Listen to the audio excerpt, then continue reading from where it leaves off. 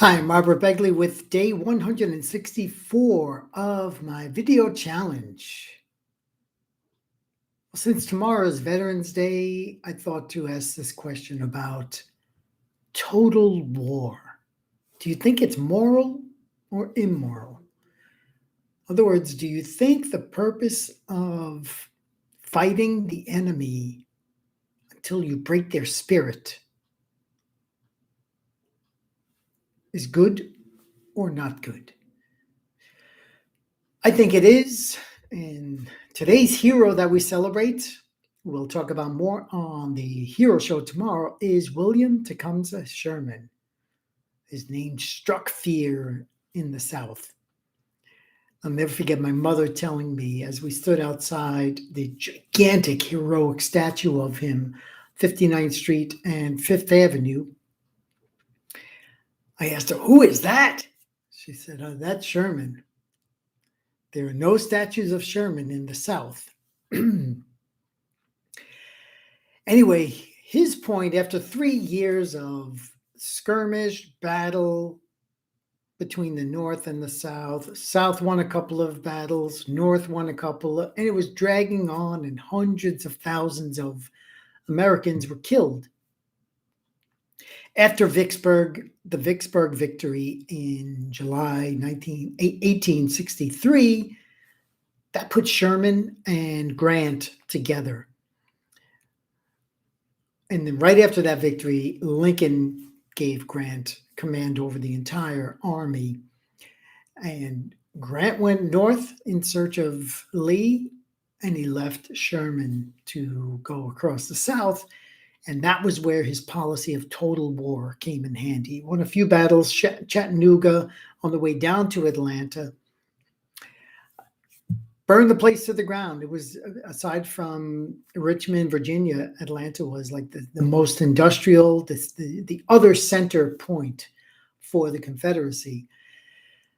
And there's actually some evidence that the Atlanteans themselves burned much of the city and tried to blame it on Sherman. But nevertheless, that was the last battle that he faced because his image preceded him wherever he went across Georgia.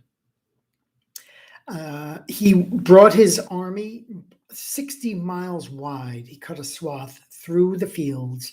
They fed off the lands. They destroyed property. There were very few people who they killed, but black slaves would leave their masters and run with Sherman's army, demanding their freedom. So this man was just such a hero, but of course, sadly, his image is somewhat tarnished.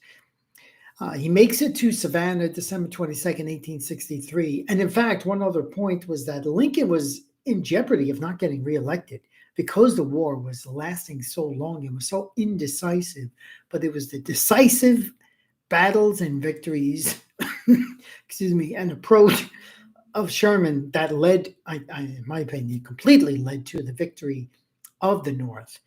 And from Savannah, he sent a telegram to the president saying, "I offer you the city of Atlanta, of Savannah, including 25,000 bales of cotton, munitions, this and that." After Georgia, he went up through South Carolina, the place that started this war in the first place, then North Carolina, then Virginia. Shortly thereafter, Lee surrendered to Grant. So Sherman's story is incredible in the Civil War, but even after that, I mean, he had a long life, long heroic life. He ended up being in New York, and famously, he despised the media because they were so biased and so immoral in so many ways. But not only that, he didn't want to be elected. He said, "If I'm nominated for some office, I will not run. If I am elected, I will not serve."